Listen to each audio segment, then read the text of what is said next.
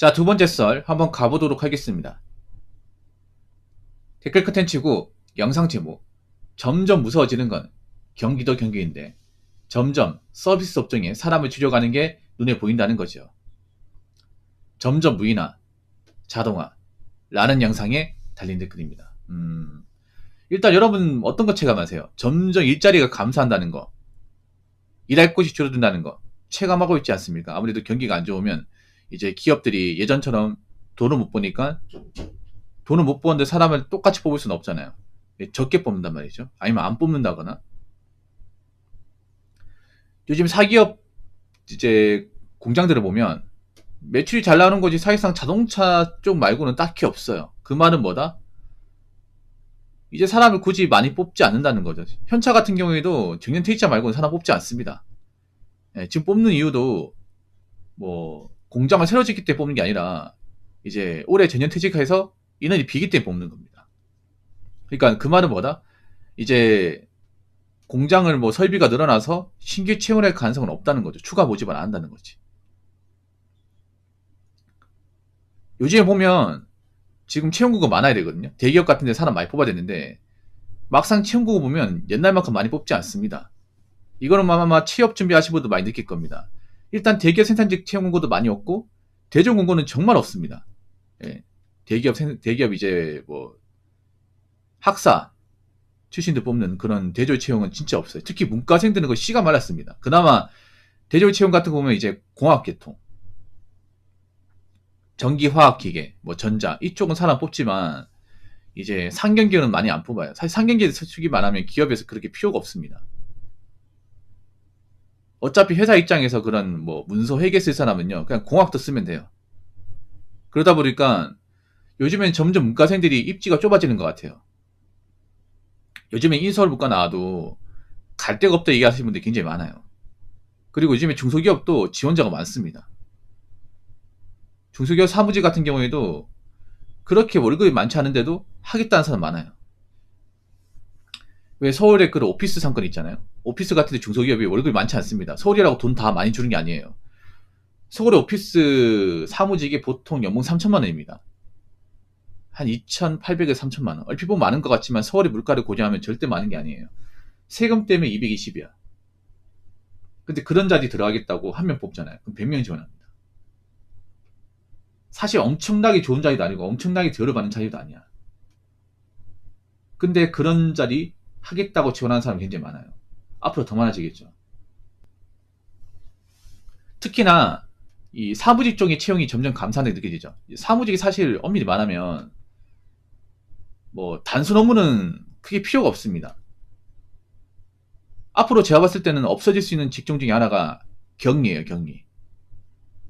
경리가 뭔지 아시죠? 왜? 그 회사 안에 사무실에서 이제 문서 작업, 그리고 뭐 장부 관리, 직원들 월급 관리, 그리고 거래처, 뭐 연락, 아니면 이제 사장님 잔심부름, 뭐 전화 응대, 손님 응대, 보통 이런 게 격리 업무거든요. 근데 이런 일이 사실 요즘에는 딱히 필요가 없어요. 죄송하지만 그 일 하신 분들 죄송하지만 앞으로 젊은 CEO가 많이 등장하면 안 뽑을 것 같아요 이게. 왜냐 사실 좀 나쁘게 말하면 없어도 되는 사람입니다. 왜냐하면 요즘에 격리 프로그램 다 있습니다. ERP 프로그램 다 있어요. 요즘에 그런 격리 안 쓰고 사장이 직접 ERP 프로그램 있잖아요. 월정액으로 깔아가지고 직접 이제 장부 만들고 하신 분 더 늘었어요. 왜냐하면 그거 어차피 전산 입력하면 끝이거든. 옛날처럼 뭐 파일 같은 거 이렇게 여러 개 만들어가지고 종이 장부 만드는 분들도 있겠지만 요즘에는 다 뭐 온라인으로 다 하지 않습니까? 뭐 격리 직원 월급 한 220 주고 쓰는 것보다 그냥 ERP 프로그램 월정이 한 10만 원 내고 쓰는 게 더 이득이에요, 여러분. 더 싸겠잖아. 그리고 요즘에는 격리 같은 것도 안 뽑는 이유가 아무래도 회사의 내부 정보를 더 잘 알고 있기 때문에 회사의 어떤 그런 공금이라든지 그런 이제 자금을 함부로 이용할 가능성이 크기 때문에 쉽게 말해 횡령 같은 것들. 왜냐하면 회사의 내부 정보를 가장 빠삭하게 알고 있거든요. 사장 가까이 있고 회사의 어떤 재무제표를 빠삭하게 알고 있다 보니까 어떻게 보면 굉장히 회사의 비밀을 많이 알고 있는 거지. 사장 입장에서는 약점을 많이 잡혀있다고 생각할 수 있는 거죠. 그러면 뽑겠습니까? 안 뽑겠습니까? 앞으로 안 뽑을 가능성이 크다는 거지. 그래서 여자분들 있잖아요. 무조건 격리만 찾아서 일할 게 아니야. 이제 다른 먹거리 찾아야 됩니다. 그리고 서비스 업종도 점점 감소하는 게 느껴지는 게 뭐냐 하면, 여러분도 이제 보셨나 모르겠는데, 요즘에 그 고깃집 같은 데 가보면 그 서빙 기계라고 있죠. 서빙 기계. 바퀴 달려가지고 그 기다랗게 생겨가지고 각 칸마다 이제 음식 주문한 거 있잖아요. 예. 실어가지고 넣어가지고 이제 입력하면 그 테이블로 갖다 줘요. 그 보신 적 있습니까? 저는 몇 번 봤어요. 왜 그 고기 만든 피치카도 있어요, 그게. 물론 사람이 일하는 경우도 있어. 물론 그런 서빙 로봇 있어도 사람이 필요하긴 해요. 근데 많이 필요하지 않지. 그런 거 뭐냐면, 뭐 서빙 로봇이 많이 생긴다 해도 사람은 아예 안 뽑진 않습니다. 아예 안 뽑진 않지만 굳이 많이 뽑을 필요가 없다는 거죠. 서빙 로봇 한 두세 대만 세우면 예를 들어서 사람 한 20명 쓸 거를 한 10명 쓰면 된다는 거죠. 그렇죠, 여러분? 그러니까 옛날 같으면 순서 사람으로 인력을 돌려가지고 한 20명 뽑아서 나간 돈을 서빙 기계 한 두세 대 배치하면서 10명 줄일 수 있다는 거지. 제가 이제 젊었을 때는 그 어떤 게 많았냐면 예식장 아르바이트가 많았거든요. 지금 가장 없어진 아르바이트가 뭐냐면, 뭐 편의점 아르바이트도 있겠지만 가장 없어진 아르바이트 중에 하나가 뭐냐면 예식장 아르바이트, 예식장. 예. 지금 예식장 많이 없어졌죠. 많이 없어졌잖아. 옛날에 제가 이제 어렸을 때는 예식장 아르바이트 하면 사람 모자라다고 친구 좀 데리고 오라고 막 난리였습니다. 야, 주변에 노는 사람 없냐고. 야, 놀지 말고 주말에 나가가지고 일이나 해라. 주말에 맛있는 것도 먹고 돈도 벌고 얼마나 좋냐. 저는 그때 막 주말 내내 일했었거든요. 토요일, 일요일날. 예식장 가가지고. 일 엄청 힘듭니다, 여러분. 아침 일찍 가가지고 저녁 늦게 끝나요. 하루 꼬박이 납니다. 예. 예식장 아르바이트. 일요일날 이제 7시 반에 출근해서 저녁 8시 끝나요. 중간에 쉬는 시간 있긴 한데 뭐 편히 쉬지 못합니다. 근데 요즘에 그런 아르바이트 자리가 없어요. 없어. 예식장이 없으니까. 결혼식도 얼마 없으니까. 옛날에 결혼식 엄청 많았을 때는요. 어느 정도로 많았냐 하면, 옛날에 그 지금 없어진 예식장이 있습니다. 예. 없어진 예식장인데 그 예식장이 엄청 컸어요. 건물이 한 6층 정도 건물이야. 그 건물을 그 예식장 혼자 다 쓰는 거예요. 2층, 3층, 4층이 이제 그 결혼식 받는 자리거든요. 근데 2층, 3층, 4층이 꽉 차요. 예. 결혼식이 11시부터인데 11시부터 4시까지인데 이제 20분당 하나씩 해가지고 하루에 15개, 각 층만 15개, 그러면 총 45개. 하루 하객만 층마다 5,000명이에요 4,500에서 5,000명. 상상되십니까? 그래서 각 층마다 배치된 아르바이트생만 25명에서 30명이야. 여자 알바생도 한 10명 됐던 것 같아, 내 기억에는. 그만큼 많았어요. 그만큼. 예, 그때는 그만큼의 사람이 모자라서, 야, 주변에 노는 사람 없냐? 중간에 데리고 와라. 시급 쳐줄 테니까. 뭐 이렇게 얘기도 했었어. 그만큼 모자랐단 말이야. 근데 지금은 안 뽑아요. 왜 안 뽑겠어요? 결혼식이 없잖아. 그 많던 예식장 다 망했거든요. 몇 개 안 남았단 말이야. 그래서 앞으로 점점 무인화 자동화 될 것 같습니다.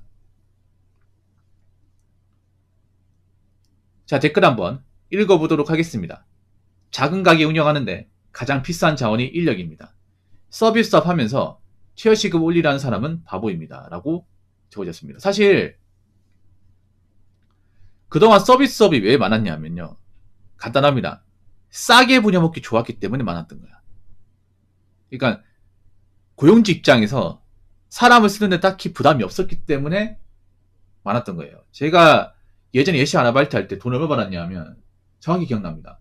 35,000원 받았습니다. 12시간 꼬박 일하는데 아마 지금 그만큼 일하면 15만 원 넘게 받아야 될 겁니다. 주말 일하는 거니까. 근데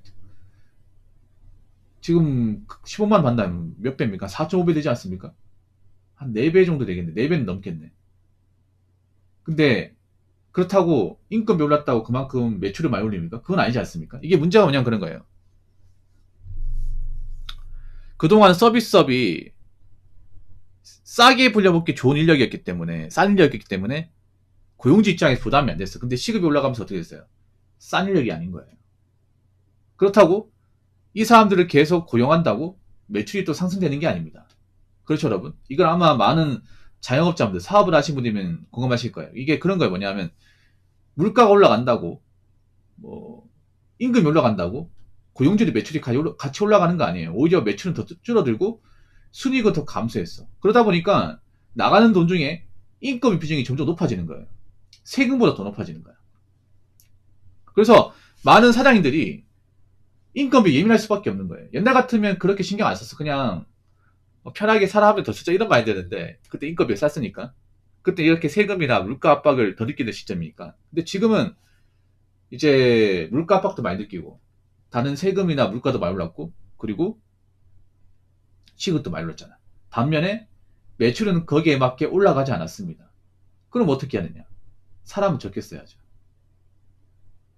근무 시간 줄여야죠. 그래서 많은 어떤 이제 소상공인분들이 이제 알바를 쓰더라도 옛날처럼 10시간 안 쓰는 겁니다. 그냥 근무 시간 토막 내가지고 바쁜 시간, 피크 시간 때만 3시간만 쓴다거나, 아니 주말에 바쁜 시간 4시간, 5시간만 쓴다거나, 그렇게 하는 거죠. 그러다 보니까 정작 알바를 구해도 많은 시간에 근무할 수 없기 때문에 돈이 안 돼, 이게. 제가 예전에 편의점 알바할 때는 주 50시간 이었습니다. 50시간 기본이었어요. 일, 월, 화, 수, 목, 야간 들어가서 하루 10시간씩 50시간 일했습니다. 근데 요즘에 알바 보시면 그렇게 뽑는 곳이 없어요. 아예 없습니다. 왜 그럴까요?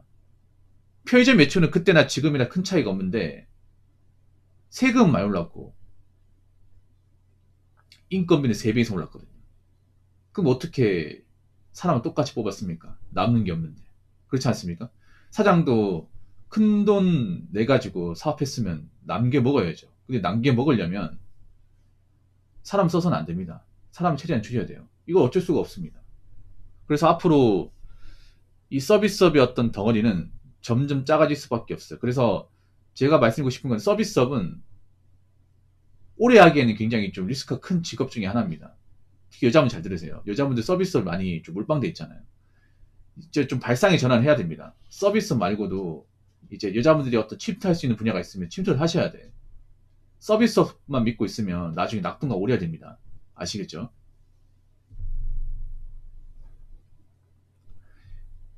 자, 이상으로 두 번째 썰 마치도록 하겠습니다.